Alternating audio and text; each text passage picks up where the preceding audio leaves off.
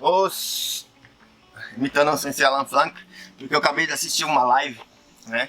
E eu quero deixar algumas opiniões. É muito importante, eu vou deixar o link na descrição da live do Sensei Alan Frank, né? Hoje a gente vai falar sobre a questão de você ficar limitado dentro do seu próprio estilo, já explico. E é muito importante que depois que você assiste esse vídeo, você vá lá e assiste a live, né? Que é um sensei que tem um grande conhecimento na área de karatê, tem uma grande experiência aí de anos de treino, experiência pessoal, de trocar de professores, conhecer o que aconteceu ali no Rio de Janeiro, várias histórias muito interessantes, e é uma pessoa que tem uma mente aberta, que é essencial para quem pratica não só karatê, mas artes marciais, para que tenha possibilidade de se desenvolver naquela arte, né?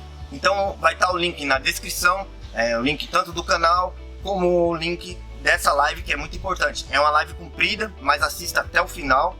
O assunto, né, ele falou vários assuntos lá, eu não vou falar mais os assuntos, vou mais dar a minha opinião do que é o seu estilo de karatê. Às vezes você treina 10 anos e você não sabe, né, como aquela arte é rica, né? Por isso que eu sempre defendo as questões dos katas, porque é nos katas que você vai ver a essência. Ali você vai ver desarme de armas, você vai ver torções, você vai ver quedas, você vai ver golpes de pontos de dedo, né, golpes de Kyusho, que você acerta em locais, em pontos específicos, né, que você não precisa ter tanta força e você precisa usar um tipo de arma, como o Hashide, Koken, vários tipos de arma. E o que acontece? Você acha que o seu estilo é o que é passado apenas naquela didática, daquela escola e etc. E aí você acha que é limitado. Às vezes também você acha que o seu estilo é um estilo moderno, né, diferente do Okinawa, sendo que no caso do Shotokan, ele é um estilo de Okinawa, ele teve algumas modificações, que foi uma evolução muito importante,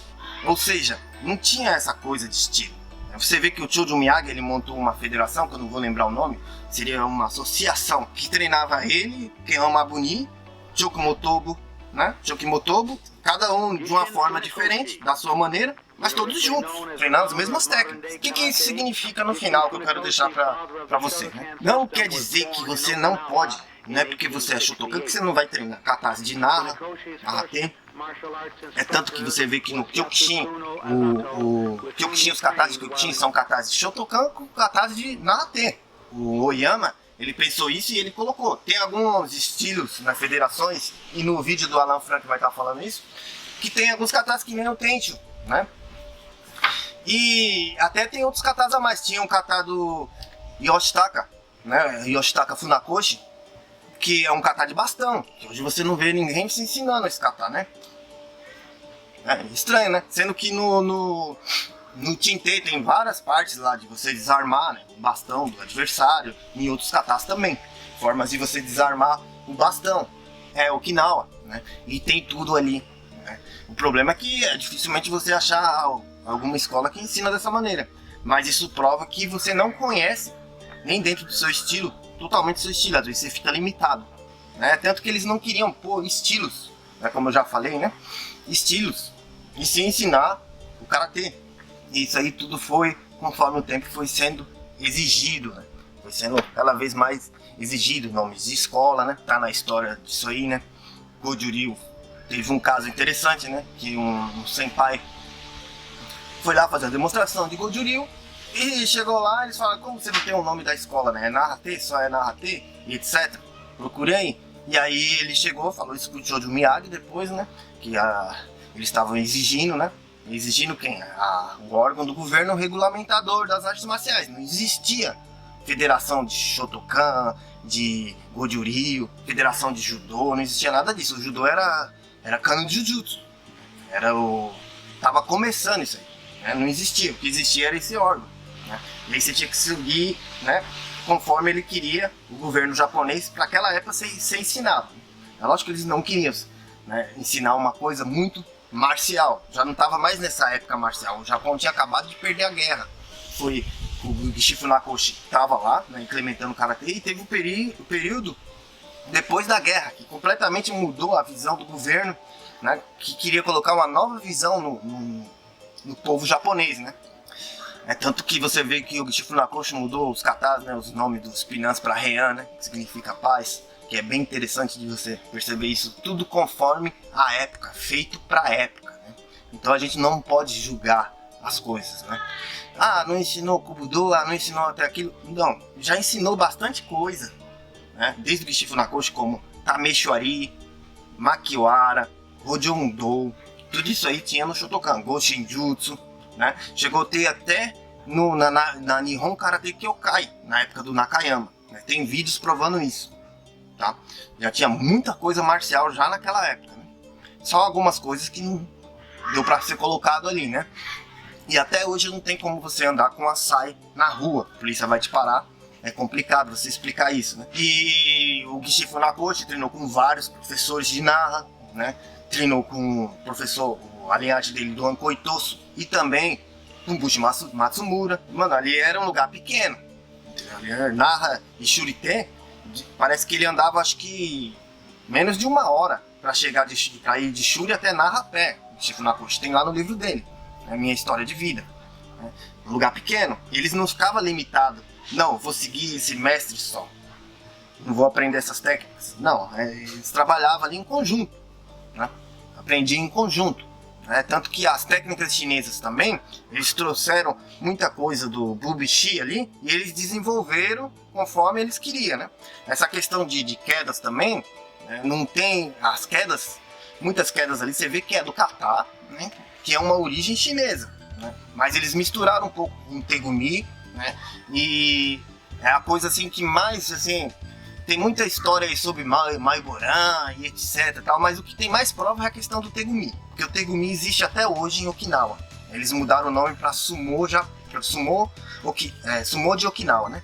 Okinawa Sumo, eles colocaram esse nome, mas o nome antigo é Tegumi e tá lá no livro do Gishi Funakoshi que eles treinavam Tegumi em Okinawa, né? Tá lá, né? Tem até um tipo de treinamento, tipo brincadeira que eles faziam, né? Usando Tegumi, né? E você vê algumas quedas do Gishi Funakoshi que é bem interessante, né? E aí se você procurar Tegumi na internet e ver, você vê que é parecido, né? Algumas quedas, né? Mas não é a especialidade do Karatê, né? Tem muita coisa para ser falado sobre isso aí, tá? Eu mesmo não fico limitado em questões de não vou treinar aquilo porque aquilo é de Narrate. Não, quando você vai buscar, né? O fundador da sua arte treinou, entendeu? Algumas pessoas ali no começo do Shotokan treinavam a mesma coisa, né? Tanto de Hojondo, como de Tameshwari, como de Kyusho, como de Kobudo, né? Se treinava no Shotokan, né? Agora foi se limitando cada vez mais o Karate, né? E voltado para outras áreas, para ser expandido conforme os regulamentos ali do Japão, né? Mas você acha tudo ali nos katas, nos buntais de katas, né? E você pode pegar assim, conhecimento, treinar, às vezes outro estilo de karatê muito interessante, né? Não só os estilos antigos de Okinawa, mas alguns estilos tipo contato, que também é muito interessante, né? Você vê o Kyokushin, ele mantém bem a origem do karatê, né? Com os katas fazendo aquele ibuki, santin, tem tensho, né? Tem muitos katas interessantes, feito da maneira deles, feito da visão do Oyama, feito. Por mais que o pessoal fala que é um karatê moderno, né, também, né, mais moderno que o Shotokan, mas voltado ali pro full contato, né, uma luta mais em pé. Porém, ele tem, se você for pegar a didática, que o currículo que o Oyama passou, é muito rico, entendeu?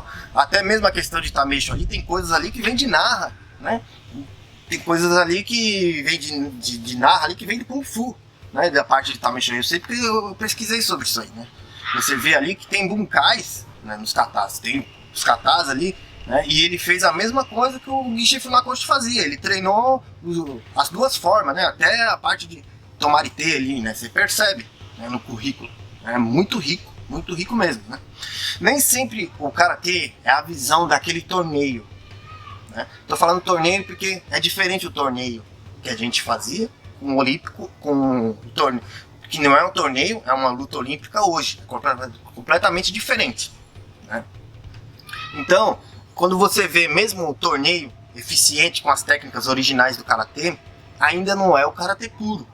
Ali é só uma forma de comitê limitada, não é um comitê de autodefesa. Não quer dizer que você não vai usar aquele comitê de repente para se defender. Lógico que vai usar. E é preciso você fazer aquele tipo de luta como Ju-Comitê, Bogo-Comitê, né, todos os tipos de comitê, né, para você ter essas habilidades, né? Sem essas habilidades você não vai conseguir aplicar também a autodefesa, mano. Tá? Então um depende do outro, por isso que foi colocado o comitê no karatê, né? Já vem de anos, comitê, kata e kihon. Por quê? Porque todos são necessários, né? Agora a questão do bunkai e de autodefesa, você tem que buscar, né? Buscar instrução, treinar, né? Arrumar um companheiro ou uma academia, fazer cursos, seminários para você aprender, né? Mais a questão ali da origem do kata e da autodefesa. Aí você vai aprender várias coisas essenciais, né? Que você pode utilizar na sua vida e não só num torneio ou não só numa trocação de repente, né?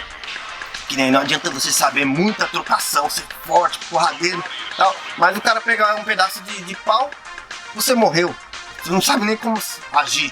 Às vezes você pode sobreviver, porque você tá muito forte, né?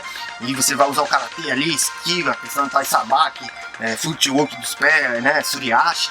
Você vai conseguir se defender, mas pode ser que você fique perdido. E se o cara pegar uma faca, né? Por isso que também tinha o Kubudo, o pessoal de Okinawa treinava até com remo, né? Porque naquela época, era uma época ali hostil em Okinawa, né?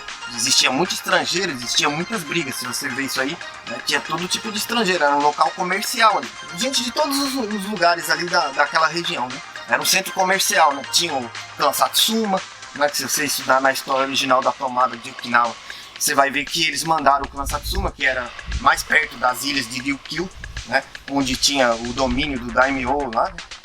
Da família Satsuma, Clã Satsuma. Eles mandaram se filtrar, né? O governo japonês já tinha mandado se filtrar o clã, né? Então tinha muito samurai lá, daquela época, ainda da guerra, né? Que enchia o saco, entendeu? Que enchia o saco, né? E eles eram como diplomatas, assim como tinha os diplomatas da China, que foi um dos que veio um chinês que ensinou o karatê, né? Tá isso na história também. Um monge, né? Veio um monge da China, tanto para pregar o budismo, como ensinar técnicas de Shaolin, o pessoal de Okinawa, né? Antes disso também já existia um okinawano, nascido em Okinawa, que foi na China, né? Ficou anos treinando na China, um dos primeiros karatecas também. Muito interessante você estar buscando isso aí na história, que você começa a aprender muita coisa. Interessante. Obrigadão, pessoal. Até a próxima. There's some truth to the stability of the stance. The problem with the stance is that people that are alive today and who are of high caliber spent a lot of time doing rising blocks or snap kicks over and over and over and over again. And I think if modern day people get bored with repetition and want to move on to other things, I don't know if that's good or bad, but you can see that these people spent a lot of time just training in the basics.